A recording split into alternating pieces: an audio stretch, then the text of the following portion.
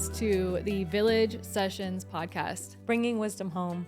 episode 3, season 3. We're going to talk all about the sun and sunscreen and light. And this is kind of almost like a part 2 of our light episode. If you have not listened to that yet, that is maybe one of our top 2 or top 3 most listened to, most shared episodes.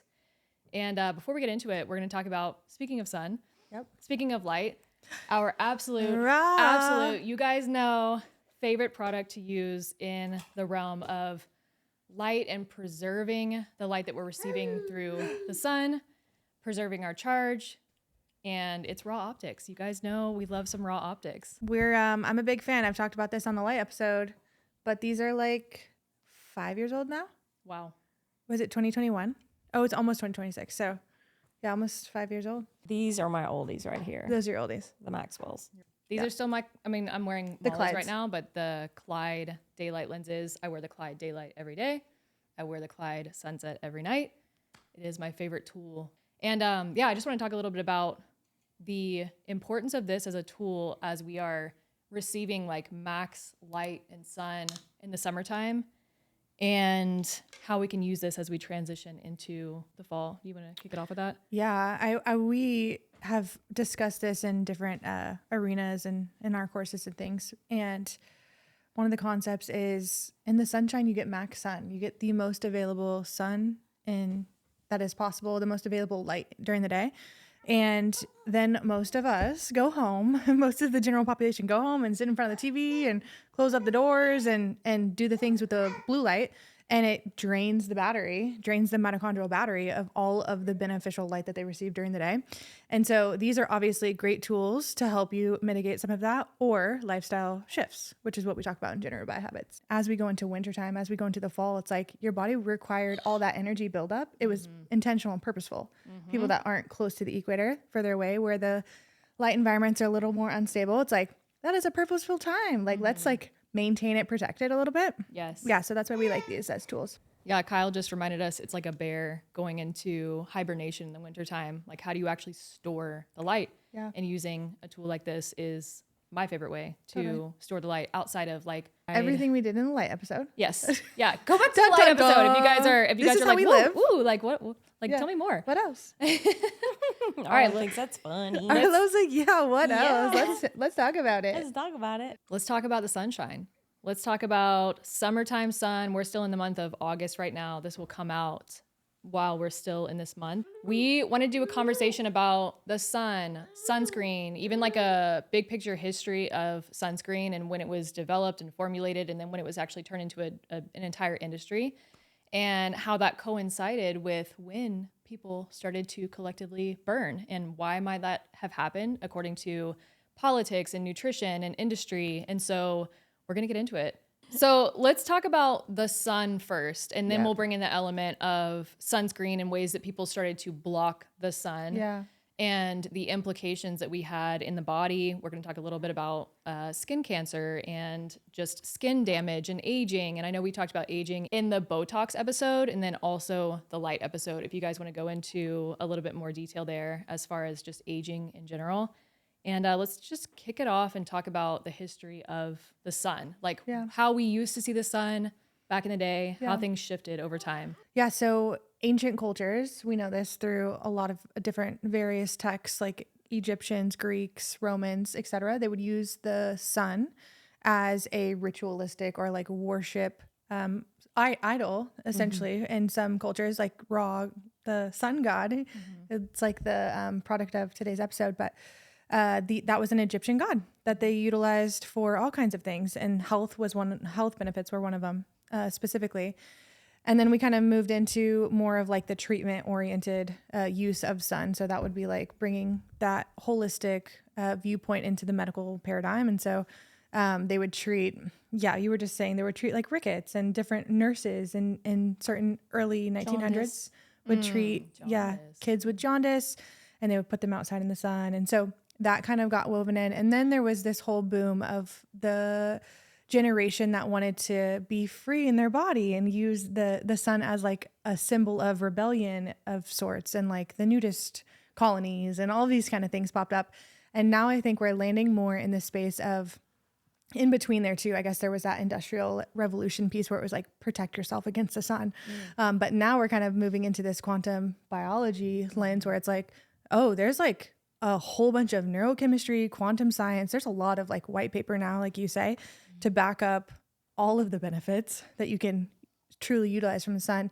So I think to just reference, it has to be like when we say traditionally, or when we say whatever, you have to pull from like which concept are you actually talking about? Because traditionally, like even I don't even know whose Instagram account I saw this on, but the word gymnos is a Greek word for to be nude or to be naked.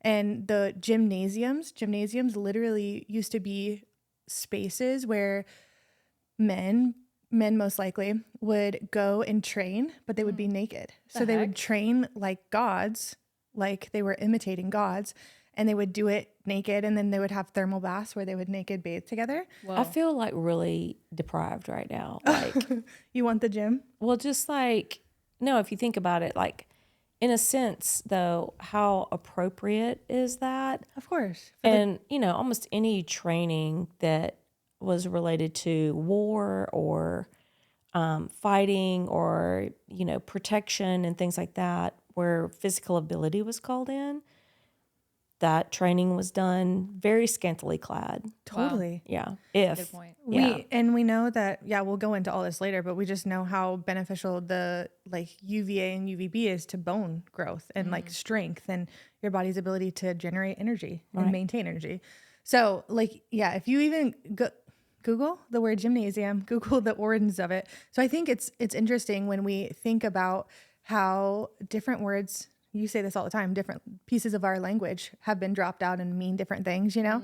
And sun is something that we've completely been scapegoated from the true essence and the true meaning of like its ability to heal us and provide for us and bring vitality into the world. Even in like the Muslim countries, if you go back and look at images from like the 60s and 70s in places where women are typically covered now for religious reasons, they were not. Fascinating. Right.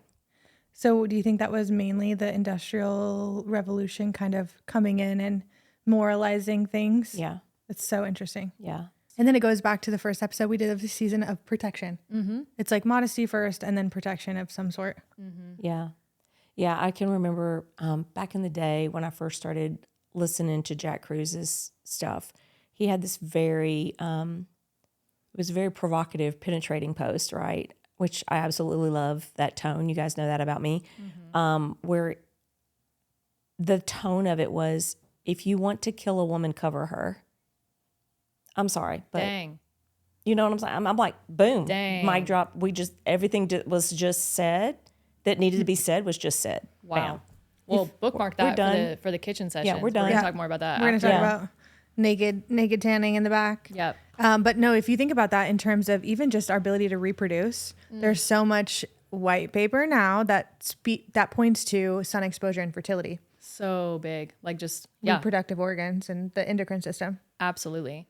So we had this shift happen drastically, would you say, mostly in the Industrial Revolution? I mean, from what my version of history, I guess, what I've seen and read is, the Industrial Revolution really changed the way that we interact with our environment. It brought people indoors. It changed the way that we work, right? What labor means.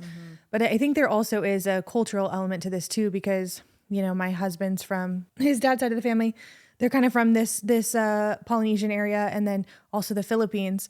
And in an Asian culture, there are different meanings to, like I think it was the Renaissance era where it actually meant to be whiter, like paler, less sunshine. Actually meant like there was a hierarchical status. Yes. higher status. Yeah. So to be more sunned or more tanned by the sun, there was a cultural element of like you're a laborer or you're a slave. Lower status. You're lower status. So you have to also bring in cultural context. Absolutely. You know what I mean? Because throughout history, I hear it's that just one slice. all the time in working with women is if they have more melanated skin, then it's understood within their culture that for you to be more tan is actually not preferable. That's like one of the first things we bump up against. Wow. Totally.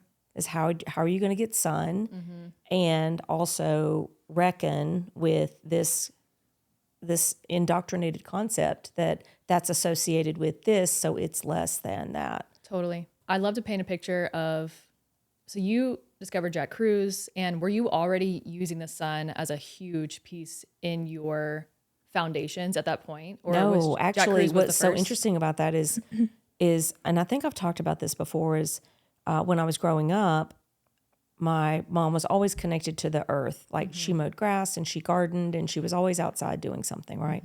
And so therefore we were too. We did the garden, picked the food, in and out of the house. We didn't have air conditioning in my home in South Mississippi. Wow. Or heat. So there were fireplaces and sweat, right? And then when I got married, I became very kind of more domesticated. So I was inside a lot, which was really interesting because that was not how I was raised. And I did not become like more connected to nature until my children were more grown. My kids were outside all the time, but I was not. And then when I did, my life completely shifted, like in magnanimous ways, just massively. Wow. Yeah. And so what's really unique about that is when I talk to women who are not utilizing nature, I know exactly what they're doing. I know exactly what they're thinking. I know exactly that the limiting beliefs, the processes, the excuses that they're making, the connections, the way they're short circuiting themselves. I know exactly what they're doing because I've done it. And so I feel like uniquely suited for that because I'm like, I know exactly what you're thinking. I know exactly the excuse that you're making. I know exactly how you're trying to rationalize and justify this. And this is why I always talk about it being a calibration to you, not a rule that you follow. Totally. Because for women at different times in their life, depending on where they've been, it's gonna look different. Absolutely. Right? And it looks different when you first start engaging with the sun compared to where your trajectory is headed, right? Yeah, I feel like one of the good case studies is actually in Rooted Families, and I'm a part of that group with you guys. Yeah, and I'm in there as a member, and I feel like that is where I see most women come into a public forum and space and ask questions about being outside or ask questions about utilizing the sun or how do I do this or whatever. And there was one recently, and she's kind of going through all her things about like, we want to build this for our kids. We kind of want to have an outdoor kitchen. And I'm like, you actually need a reason to be outside at first. Like you actually have to find a reason. For most of us, that's like we were living in a different house a year ago. And I had less of a reason to be outside because I didn't grow my own food in the magnitude that I'm doing now. I didn't have a kid that was wanting to be outside riding bikes, all of that stuff. He was 6 months old at the time, And so finding reasons to be outside is crucial for women nowadays. It's a whole reorientation of how you live your life and what you do in your day. And it was a big reason in designing the layout of the house that we live in now. A lot of that literally was implemented through the Maya Wild framework and being like, okay, here's how I want to orient our life to be outside. If you break it down to simple choices and how choices build habits and how habits build your entire lifestyle, it literally is so simple and you can change that at any point. At any point. I think what's really wild is that most people today do not even question why they're inside. So it's you're talking about like finding a reason to go outside. The flip question of that is, what's the rationale in staying inside? It's your pattern. It's literally what you've been given. It's programmed in. It's programmed. And so most of us, I know I did, my mother as well, but I'm sometimes I'm shocked at just in one generation how like my mom, who was so out, outside all the time, to me, not doing that in one generation just completely shut it out. Totally. And I'm like, oh, I wonder for how many other people my age is that true? Well, what's interesting is in my childhood growing up, I've talked about this on different podcasts and shared it in different groups that we have. But in my upbringing in the early 90s, when I was younger, we had the garden, we had the things, we did the things. And then as our status increased or our wealth built within the family, conveniences were the grocery store and like getting rid of the chickens and getting rid of the pigs. And those were the conveniences. They bought your time back, but it made you less efficient as a human being because you were inside more. Wow. And you were doing leisurely things, right? Like what was a leisure? Sitting in front of the TV. Right. Totally. So it's a whole orientation piece. Well, I have to commend the culture that was passed down with my grandparents, parents. I've shared this story in the y'all's recent village night that you had, and I had written a little story about my inspiration with how I capture film and photography. And my granddad raised his kids with my grandma in a trailer home on a lake, and so they just were literally, I mean, small home. Inside, outside. Literally, they were outside every single day. Yeah. They saved up, bought a boat every single day after school. They were teaching their kids at 2, 3 years old how to water ski. And so my dad very much had a value of water. And if there's heat, then just go find a body of water. Right. My granddad was the same. So when they migrated over to Texas, my entire childhood, if it was the summer, I either had an outdoor job in water or we would spend, 4 out of 7 days a week at the lake. And so we would just drive over there. We were literally just in the water all the time and took advantage of a body of water. I was gonna say, you also took advantage of the magnitude of light that's available in the summer Absolutely. because you had seasons there, Absolutely. Exactly. So with the history of basically this value of the sun, we have like the ancestral, I mean, gosh, it's funny to even see it as a habit or a value system because it literally was just so ingrained with how they lived. They just lived outdoors. And so, and in sync with the seasons. And in the span of humanity. Yes. You know what I mean? Like the last 100 years is nothing in comparison to the human evolution. Yeah. Completely. It's actually exactly 100 years ago when things started to drastically shift as far as the protection, the sun, the sunscreen. Do you want to talk about the history of You talk about it. sunscreen? Yeah, go into it. Well, what's interesting to me about sunscreen, because we were kind of like looking at a timeline of when the first, sun, I think they called it, what did they call it? The very first one. Was it a screen? A sun bomb? I can't remember. Something to protect the skin. It was from a man he had hiked up a mountain, I believe. And with the high altitude, he had ended up with a sunburn on his nose. And which is interesting, bookmark that because we're going to talk about some of the psychological pieces. Yes, we'll talk about the energetics of all that. Yes, of sun. And yeah, so when you look at it as a timeline and you could place right next to it what happened with our nutrition, which was largely driven by political agendas. That's why I've shared in here before, especially in season 1, that one reason I really respect Dr. Ray Peat is when looking at something from a nutrition perspective, he'd always zoom out and look at the industrial pieces that were going on, the cultural pieces that were going on, and the political pieces that were going on. The context? The context. He would the, give it some the actual context. context. He would place things into context What? always. Who does that?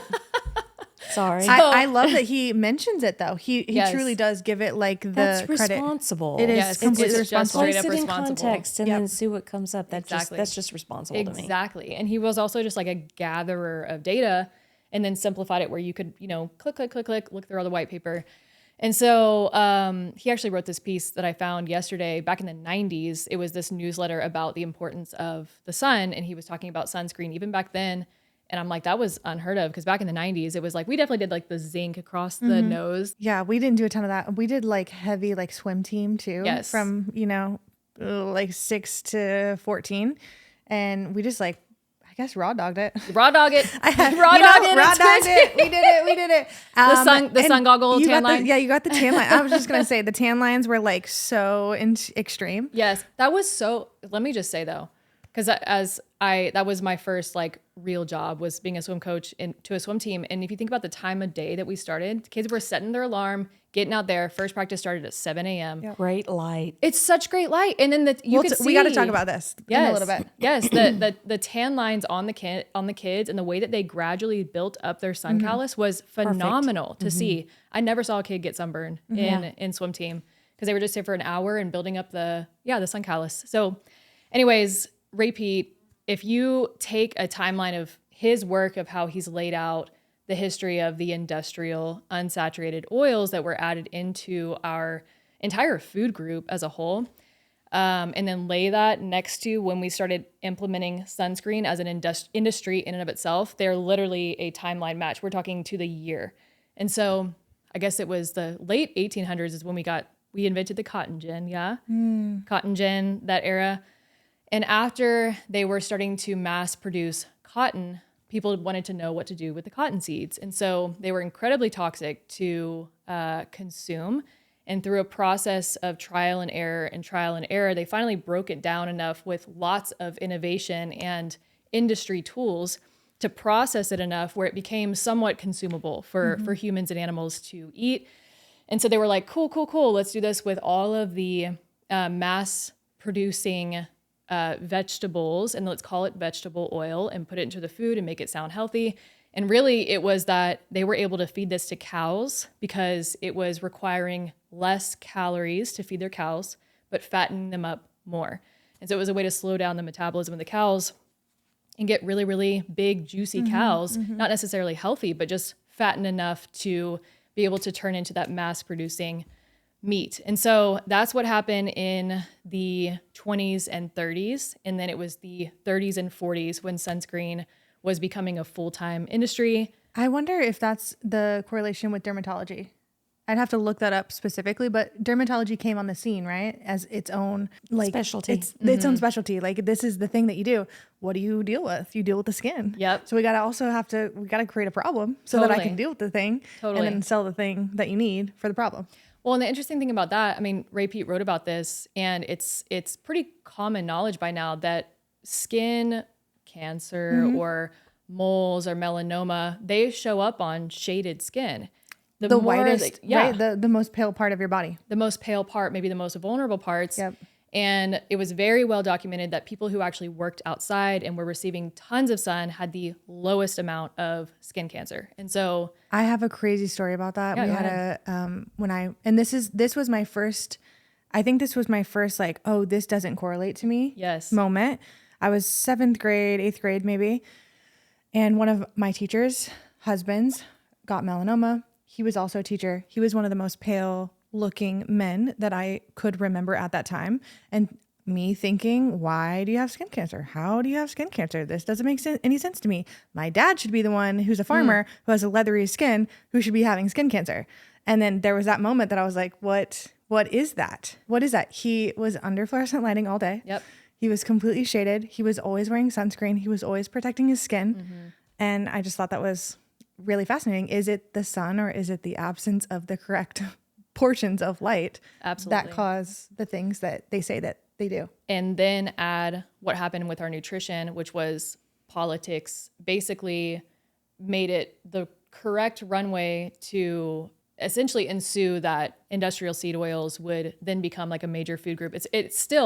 It replaced entirely the ancestral saturated fats like butter and tallow and lard by, I think, 1935 or 1940, something like that. That was when it was like, boom, shift. This is what we cook in our food. And like I said, it's still very present.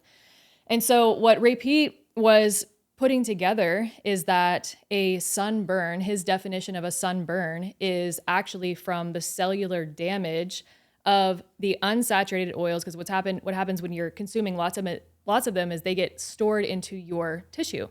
And so he looked at a sunburn, because this is actually well documented. All he did was just be like, guys, here's the data for it, is that a sunburn itself was the cellular damage of the unsaturated oils when exposed to heat, oxygen, and light, because it's a highly unstable, when you actually like break apart the chemical bond, it's highly unstable. And so saturated fats being very protective to our tissue, he was like, this is what is creating the sunburn. And then you looked at the sunscreen industry. Yeah, even back in the 90s, he was like, guys, saturated fats is where it's at. There's a whole political agenda involved with getting these out of the diet.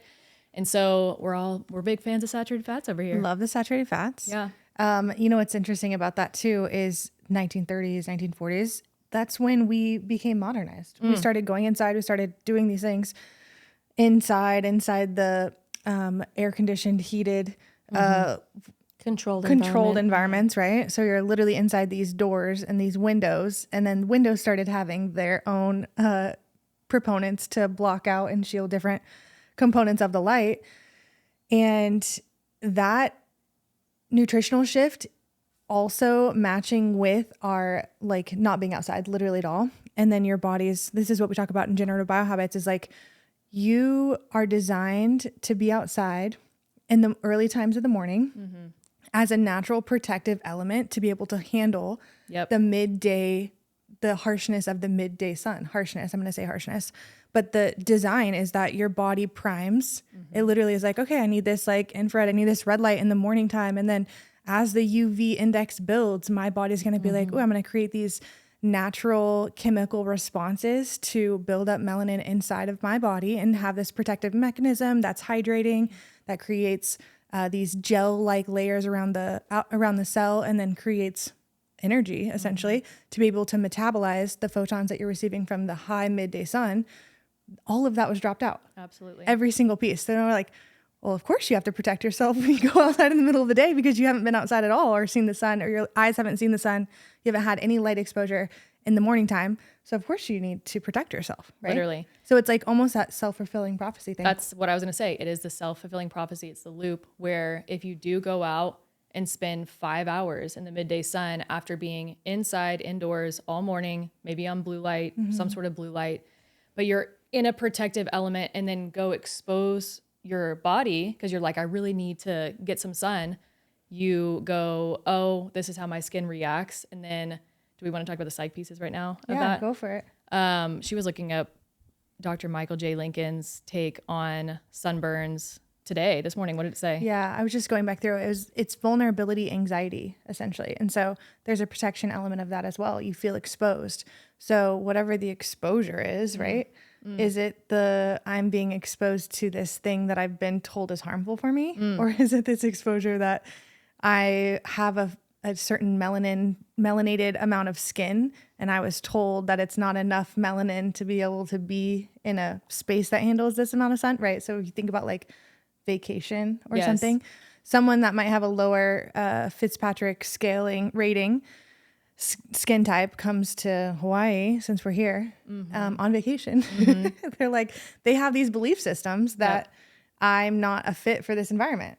And a lot of times it's because you're Not habit, but you're also not in a place where you're creating habits that make you a fit, make you adaptable to the environment either. Absolutely. And so that's very vulnerable.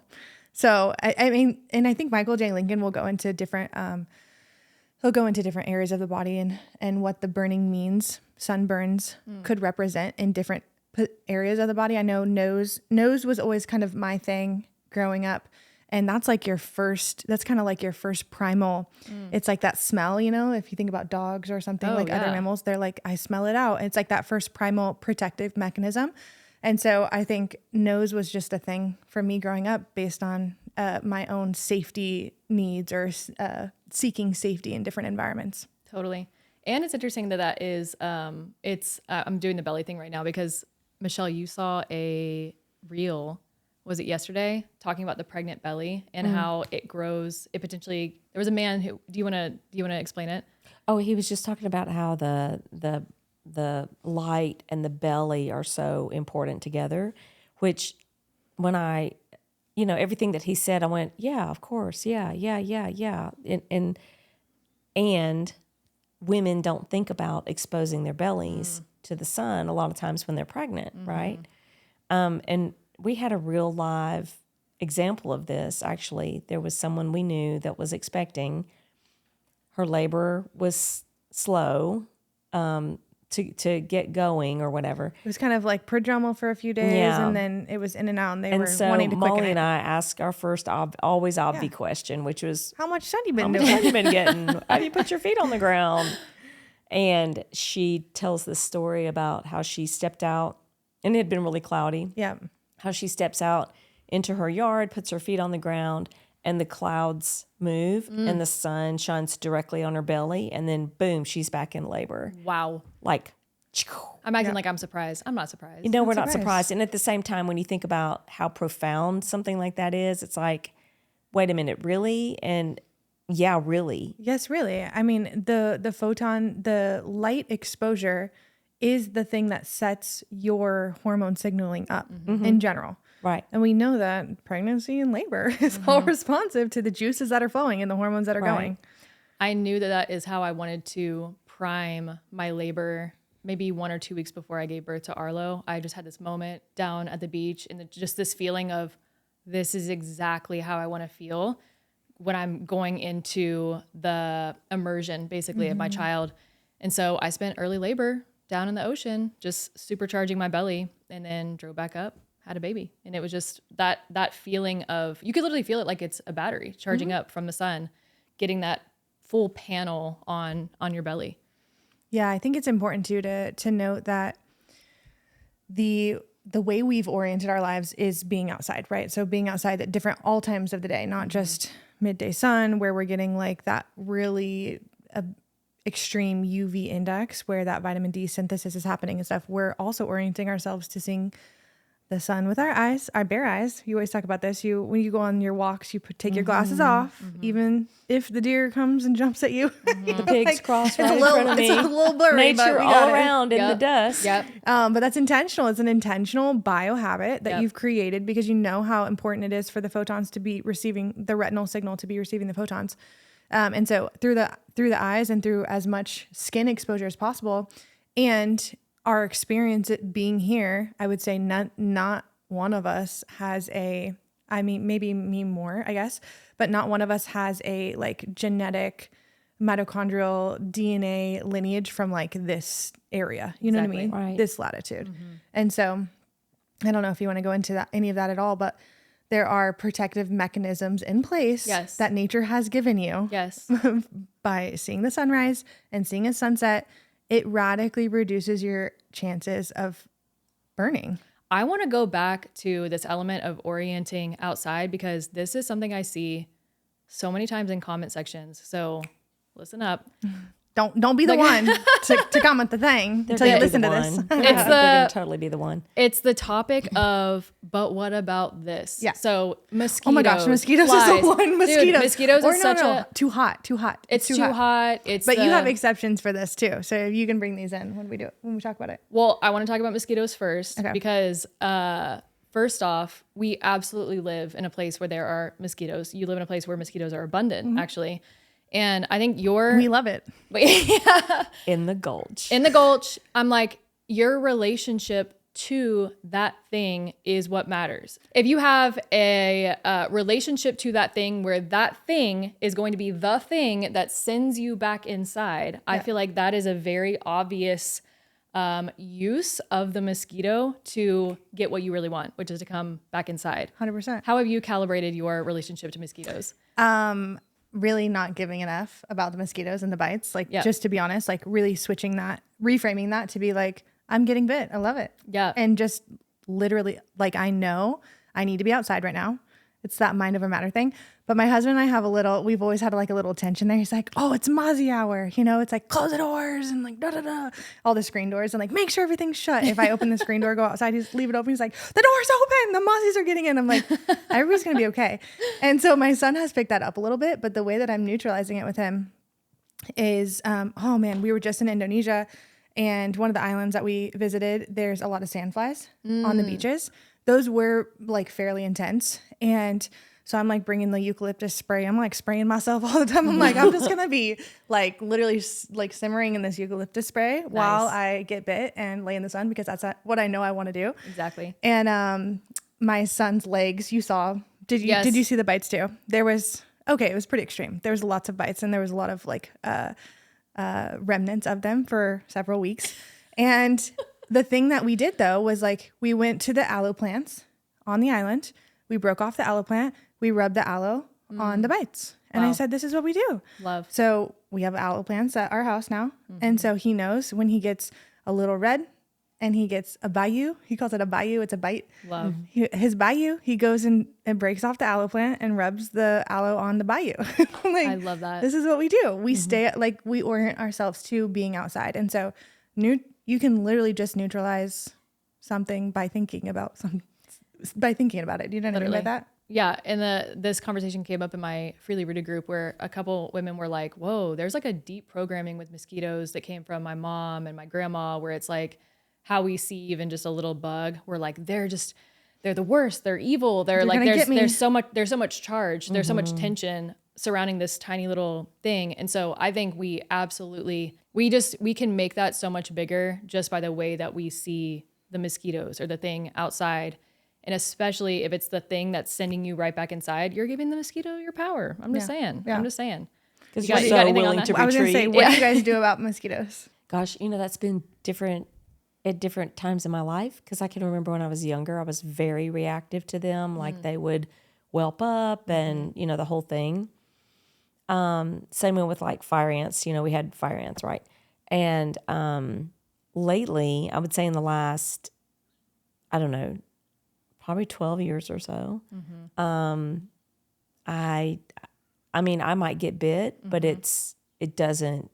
I don't react. Doesn't deter you from any activity. No. Which you can fill in the blank with anything. I feel like you could take anything, take mosquitoes out of the topic and insert something else. And the answer is the same, which tells me that comes from a state of how you orient yourself in the world, how you live your like life. Innate reactivity. Exactly. So how you do one thing is how you do everything. So if it's the mosquitoes or the problem and you react and you're this and that, then okay, so what else is doing that too? Exactly. It tells me a lot based on how reactive somebody is, or fill in the blank. And I think metabolics could come into the play here too. I've heard the theories about low B vitamins. I've heard the theories about high histamine. Now, my understanding of histamine is that your reactivity as a person and your irritability as a person Correlates. correlates with high your histamine. chemical It literally just means you're walking around reactive and irritable to everything. So that tells me a lot about, my inner world, if that's how I'm kind of doing things. Like glucose levels. I mean, there's several plays on that. Totally. I've heard the blood type thing too.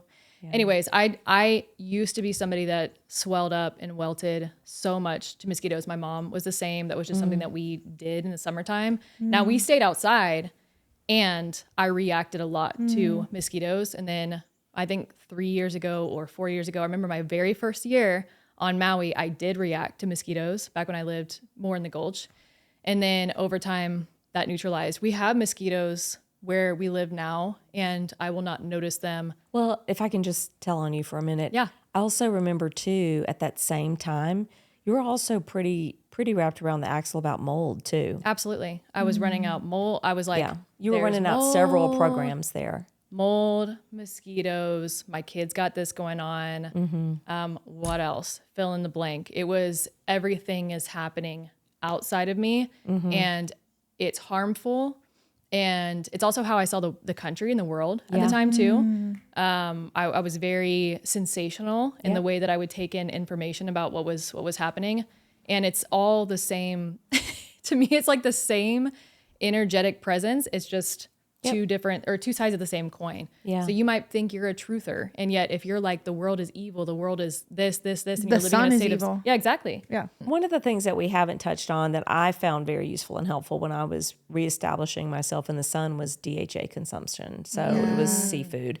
So, I love the way Jack Kruse talks about how it's really the DHA in the cell that allows that light molecule to wrap around when you take it in. It's literally the part that, creates the storage ability, the center of the battery, if you will. And when I really dialed that in, and which is so interesting, this is so interesting because when I was younger, we were all about seafood. I mean, we bought shrimp off the boat. When it was oyster season, it was, my dad was a fisherman. We crabbed, we were about it. We were all the time. And yet, when we moved away from the Gulf, not as much, right? Which makes sense. Right? Absolutely. And so you had to be a lot more intentional. Exactly. Like, are you going to crack open that can of sardines? Are you going to eat tuna? And I can remember when I intentionally started ordering and flying in salmon, right? And so the connection between the DHA consumption and the ability to process light is a huge connection. And so I felt like when people begin their reintroduction to light, that's a central key component. That seafood and fats. And also, the balance between the PUFAs, which you're talking about from the seed oils. And there's also beneficial balance of your omegas, right? That's a given. Vitamin E consumption. Yes. So the mixed tocopherols, right? And that's really important too. What were we going to say? Go ahead. Vitamin E that was one of Ray Pete's favorite tools to leave with people. Is he was like, if you consume an enormous amount of PUFAs, polyunsaturated fatty acids, namely through the high amount of unsaturated oils that were coming into our food industry. So if you picked up a bag of chips, even if it said organic, they're baked or fried in unsaturated oils. And so if you're consuming a ton of unsaturated oils, it actually decreases the amount of vitamin E in your body. And so vitamin E, taking it is a really nice antidote. And I used to tell people, if they were like brand new to my Freely Rooted course and they were coming from like high processed, or let's say like plant forward, or lots of PUFAs in their diet, they would take vitamin E if they would go out to a restaurant, or if they consumed a food or a meal with a lot of unsaturated fats, just to counterbalance it. And they found that they were able to digest their food so much better with taking vitamin E whenever they went out. I used to take vitamin E when I would go out to a restaurant. I don't so much anymore, just because it's been so long since PUFAs have been like a huge part of my diet. Interesting that you said just digest your food, because it's the same thing with digesting the sun, or digesting the UV rays, like your body's ability to Process it. Yes. And use it. And the reason vitamin E it'll mitigate inflammation, right? That's like the main piece for it. Yeah. Plus the Reactive oxygen species. protecting. Yeah. Okay. Cool. Especially if you have a lot of stored unsaturated fats in your tissue. It's a really nice protective supplemental thing to add in. But vitamin E also comes from food. Yeah, totally. Doesn't have to be a supplement. Totally. Right. I think it's really, I was always very curious as I started studying a little bit more with you, and just knowing more about fats and how I'm going to consume food and how I'm going to consume the sun. My husband would always be like, my favorite thing is like going to the beach and getting poke. Like literally there you go. Boom, boom. marrying There it like is. Yep, seafood there it is. Yep. and the sun. He's like, that's my favorite thing. I'm like, There it is. so intelligent. Of course Wow. it is. Well, other things that are super helpful in how your body digests the sun would be vitamin A. That's a huge piece. A lot of that comes from saturated fats. And then if you're taking some sort of like cod liver oil, retinol is what I'm talking about when I say vitamin A. And Ray also found that carotene was very helpful for processing the sun too. So that's something that's happened in my summer challenge, as people have been eating a raw carrot salad every day, is their entire skin tone has changed from a pinky, fair-skinned, or maybe they burn easily in the sun, to more of a deep golden tan, whether that's just from the raw carrot salad or the fact that they're getting morning sun. That's it's both. And so, yeah, carotene, vitamin A, vitamin E, and then being mindful of your unsaturated fat consumption. I know some of you guys might be like, what's an unsaturated fat? Look it up. You can find nice little charts, fun little charts, or just understanding the quality of the food that you're consuming is just a really nice way to have food literacy, like body literacy in that way. And so unsaturated fats, saturated fats, huge difference between the two, and being able to balance those are, it's a really important principle. I know that you have your own little created topical thing that you like to give to your kids. But I remember the very first, as a novice mother, the very first sunburn that I got my son was like the first time, I think it was literally the first time at 4 weeks, we went to the south side of the island, which is notorious for like more extreme sun exposure. Haha, why did we do this? I'm not sure. I was creating my self-fulfilling vulnerable prophecy, you know? But we went there. And we went at like 11 a.m., you know, when like the UV index is just going up. And it was summer. It was summer, and my family was visiting. So this all made sense at the time. End of August. And we were out there for probably an hour and a half, and we were shaded most of the time. But my son's skin still at 4 weeks old got very red. And I was just like, holy moly. Wow. How do I build up a solar callus? But here's the thing, like, what did it do the next day? So what I took action with was putting squalene oil, which is saturated fat. It's high in vitamin A. High in vitamin A. We did the Cosma product. And I did cod liver oil. Nice. I did like 2 tablespoons cod liver oil. And the next day I took orally. Nice. Yeah. It's the I took the Rosita brand, the one that, who recommends that? It's on the protocol. It's Morley Robbins. Yeah, Morley Robbins and recommended Matt it. Blackburn. Yeah. He does. Okay. Anyways, I took that 2 tablespoons of that, which is like a lot. And the next day it was still a little pink rosy. And then day 3 or day 2, I guess, technically day 2 was completely neutral. Neutralized. Yeah. Well, so the squalane, great tool to have if you are in the summer and just like have, because it preserves so long. Oh, You yeah. could just keep that in your cabinet. I like to take tallow or honey. I love honey as a post-sun, foundational ingredient that goes into some sort of topical skin thing. With my kids, there was a day that Kyle had taken them to Costco and Story was like, "What's that?" It was like a big bag of cashews. And he was like, "Let's do it." Giant bag. I was like, that's kind of a fun experiment actually to have. Let's see how this goes. Yeah, like if they like the food, great. It was probably 2.5 weeks of consuming lots of cashews, both my kids. And then we had a day where normally that would have been like a normal amount of sun exposure that we had done. And it was closer to midday. Both of them got sunburn. It was like pink on their nose and a little bit on their cheeks. So we got home. I took vitamin E from MitoLife, also Lifeblood. Both of those products are really high quality vitamin E. Mixed it in with some tallow. You could add in some honey. Honey just has a nice cooling effect too. And then mix that together, put that on their faces. Everything was gone by the next day, just completely neutralized into a tan. In my first pregnancy with Kua, on my living adjusted feed, I was doing a lot of educating about the sun and pregnancy because it's so expansive. Yeah. It was so expansive for me. And all of the things that I was reading about high blood pressure, I'm like, oh, just get some midday sun, just like 100%. Well, that one, and then also before when you guys were talking about different aspects, I mentioned the DHA piece. Also, the trajectory in processed foods and time is that foods became more processed, right? And also more heavily with the refined ingredients, the blood sugar changes. So now we've got the increased blood glucose tracking along there as well, Yes. with the increase of processed foods.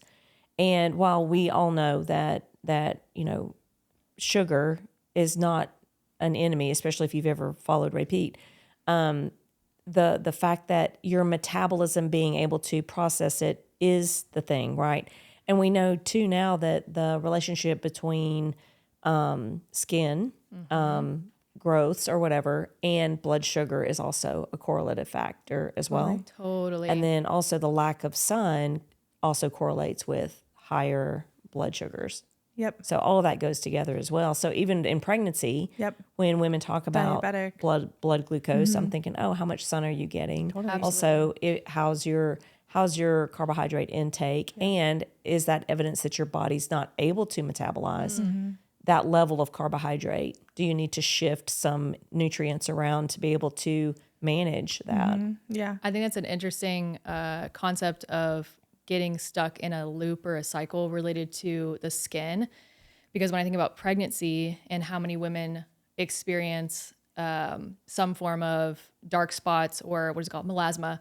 So let's say melasma is something that comes up. That came up with my first pregnancy. And I absolutely had a mismatch with light and sun. I was doing a lot of blue light. We had overhead lights. The mismatch between myself and light, even though I was living in Florida, like with so much sun, such a mismatch, had a lot of melasma, was able to neutralize a lot of that with nutrition. And I moved to Maui, got even more sun and neutralized it.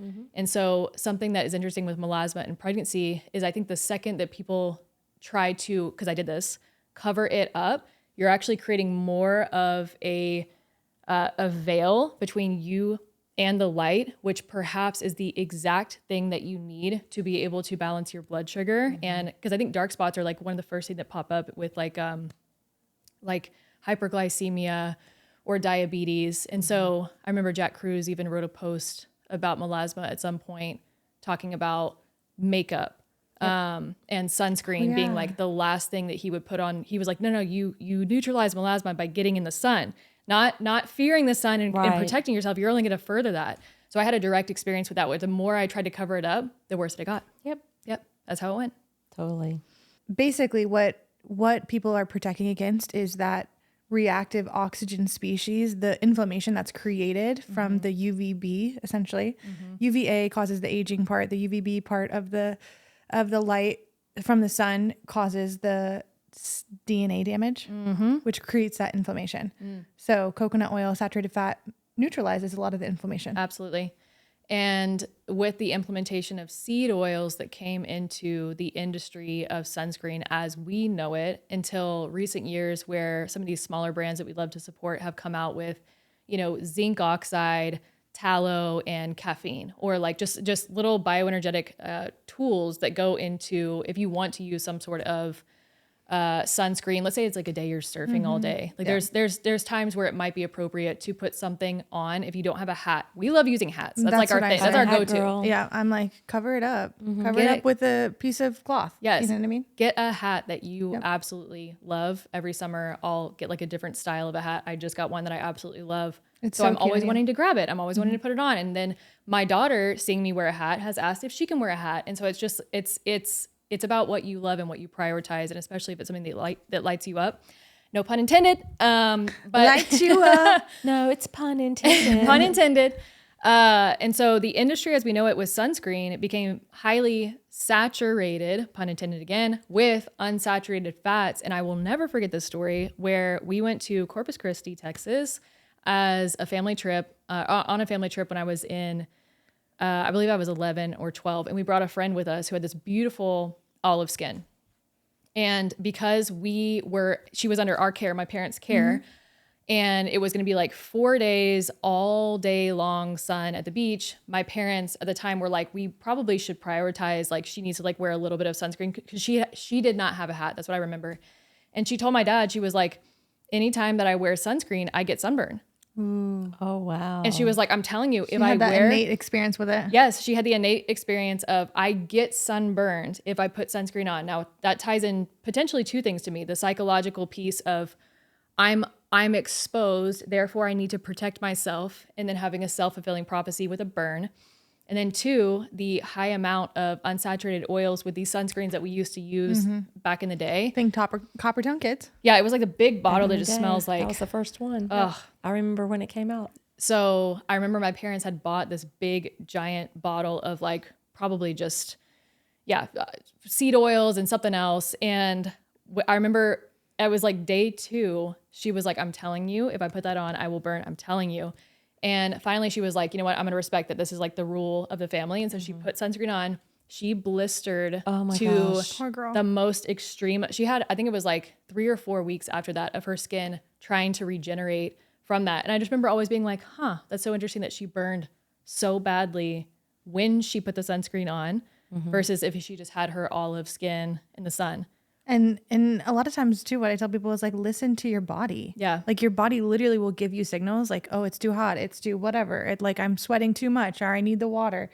We don't listen to our body signal. We're like, nope, slather it on, staying out here. I'm gonna keep doing it, bypass every signal. We're gonna talk about that more in the kitchen sessions. We're gonna talk about nude sunbathing. We're gonna talk about the element of kids with nude sunbathing. We're gonna talk about I just think of 4 balls in the sun. Yep. Michelle says for the guys, 4 balls in the sun. And I was like, babe, all the true North get your men. balls in the 4 sun. balls. Guys. These 2 balls and these 2 balls and these in 2 the balls. sun. Yes. I remember when one of our listeners was like, what does that mean? And then she was like, I'm especially excited to talk about what Michelle has witnessed as far as what happens developmentally, literally with our maturity and our human development with the implementation of nude sunbathing. So we'll catch you in the back, guys. We'll see you in the next Thanks, episode. guys.